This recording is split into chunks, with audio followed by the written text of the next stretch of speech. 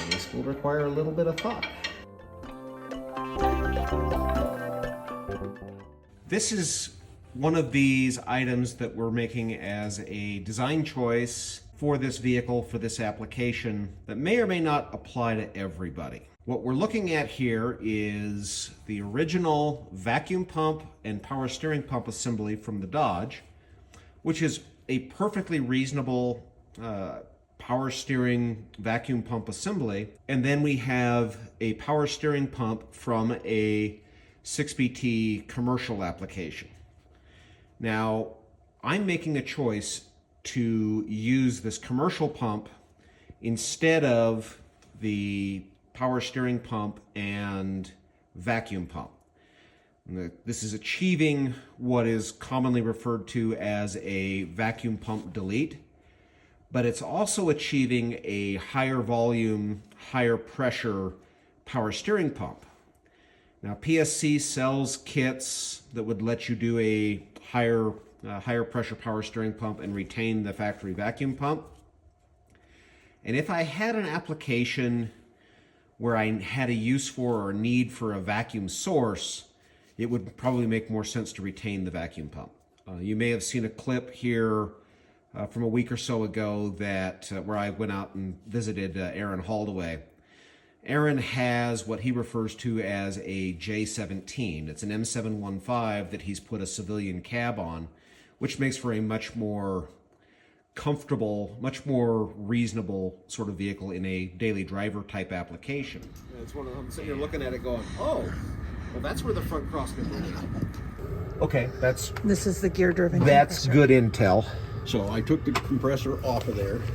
Which part can? And you're back For one, to it vibrated a lot, and it wasn't worth the amount of hassle that I was getting with it. So I eventually took it. Gotcha. So what you've got here, that is just a first gen Dodge vacuum pump and power steering pump. Yep. And all the vacuum pump is doing now is just running the HVAC vacuum so that the defroster and the heater stuff works. I'm running a Hydro Boost for brakes. I don't need vacuum for that. And no issues with that factory pump producing more than enough to drive the Hydro Boost? Yeah, works great. Okay. Because I keep looking at what I'm going to do there, because I've got the factory vacuum pump assembly, but really nothing for the vacuum pump to drive, because I've still got the military cab, and the only thing it would potentially drive, because I don't have any HVAC system. Yeah. The only thing it would potentially drive is my windshield wipers. And would do that. When I was out talking with Aaron and looking over some of the choices that he's made in his setup, which also is a 6BT in one of these trucks, he chose to retain that factory assembly. And I was actually talking to him because he had previously had a compressor that actually sits in front of the power steering pump, the way the power steering pump and vacuum pump are configured here. And he was saying and talking to me about where he had had problems with that compressor, but also that he had reintroduced the vacuum pump because he needs that to run the HVAC that is part of that civilian cab. So again, this choice may not be for everybody, but to me, this was an easy way both to simplify, because I don't have the problems of the potential for failure within the vacuum pump, and also get my high volume, high pressure power steering pump that I need to ultimately run my Hydro Boost brakes and my Ram Assist steering. So we're doing this. It does essentially again achieve that vacuum pump delete, which there are other ways of doing that, but this is by far one of the simpler ones. Now, you'll note the reservoir is attached on this factory system. There is no reservoir integral with the commercial power steering pump. I will use a PSC reservoir in my application that has the dual return that is necessary to support the Hydro Boost. First thing though I'm going to point out as we start this install, there is a gasket that sits on this housing between it and, in this case, our pump. I have applied just a very thin coat of RTV to that. Again, you could use gasket shellac, or you could use nothing at all. It is a gasket after all.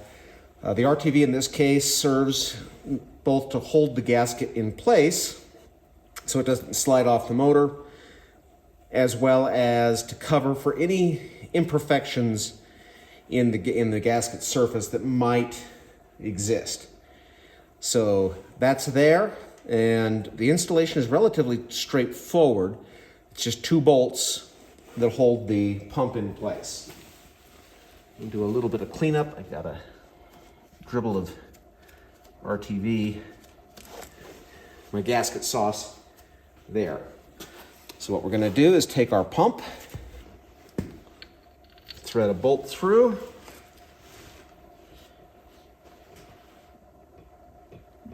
insert the pump, get the gear train to mesh up, get the bolts started. I am using a little bit of Loctite on these bolts. I should have started this bolt first. That bolt is actually going to be a problem. That may need to be a stud in this application instead of a bolt. And this will require a little bit of thought. So the problem is the interference between this hole in the boss and the pump. Let's see if we can figure out how to thread a bolt through there. Yeah, I do not think we're going to get an OE bolt into that application. That needs to be a stud. Let's see what we can do about that.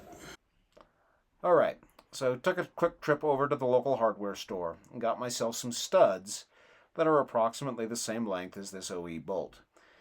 This should help us resolve the conflict with the head of the bolt not being able to fit through and allow us to feed the stud through the boss on the power steering pump. Installing the studs, make sure you put your Loctite on, and these just thread into the aluminum of the timing cover housing. Work them in so that they're more or less seated. They don't need to be super tight at this point, so just hand thread them in their length. Now we'll bring in the pump.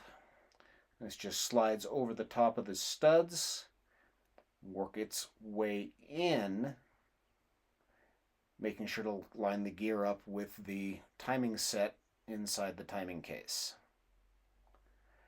Once that's in place, hold it, and then begin to spin on the individual nuts. In this case, I'm using a flanged nut to support the backside of the steering pump so that these things don't back off on their own.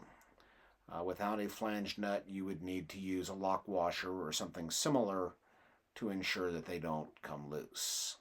Hand tighten first, just to kind of get things held in place, and then once tightened, we'll come in with the wrench. Okay, so now tighten this up, leveraging an open-end wrench.